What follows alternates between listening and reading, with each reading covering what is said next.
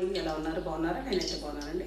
ఈరోజు క్యారెట్ కూర ఉండాలని ఆలోచనతో ఒక అర కేజీ క్యారెట్ తెప్పించక నీట్గా కడిగేసి ఒక చిన్న చిన్న ముక్కలుగా కట్ చేసుకున్నామండి. చక్కగా 2 ఉల్లిపాయలు అండి. తీయగా ఉంటాయి కాబట్టి ఉల్లిపాయ కూడా తీపి కాబట్టి 2 పాయలు కోసానండి. ఇది కూడా పచ్చిమిరపకాయలు, ఒక 5 పచ్చిమిరపకాయలు. చక్కగా మనం కూర స్టార్ట్ చేసేసుకుందామండి. ఫస్ట్గా ఎండుమిరపకాయలు వేసానండి, తర్వాత కొద్దిగా జీలకర్ర, తర్వాత 2 ఉల్లిపాయలు.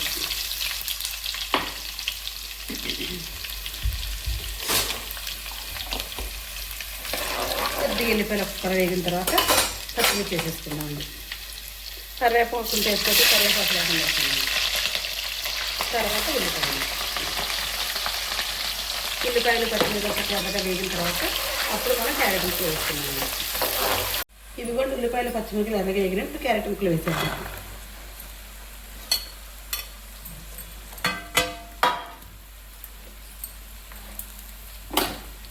కొద్దిగా పసుపును సాల్ట్ వేసేసుకున్నామండి.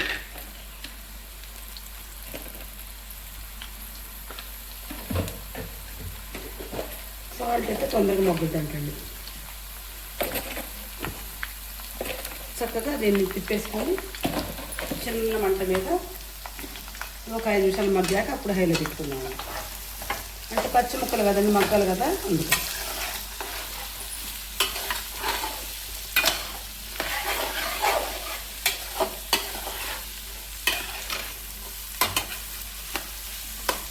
ఇప్పుడు మగ్గనిచ్చుకున్నామండి. ఇది కూడా చక్కగా కూర ఈ విధంగా మగ్గిపోతుందండి. మంచిగా చూసారండి ఎలా ఉంది. చక్కగా కాసేపు మగ్గిన తర్వాత అప్పుడు మనం కొద్దిగా కారం వేసుకున్నాం. వేసేసానండి. కరెంట్ ఒకటి పోయింది. చక్కగా కూర అయితే మంచిగా మగ్గిపోయింది. నేనైతే ఈ విధంగా చేసుకుంటానండి. నేను చేసే విధానం, చెప్పే విధానం మీకు నచ్చి నాకు ఒక లైక్ ఇచ్చేయండి. Please subscribe.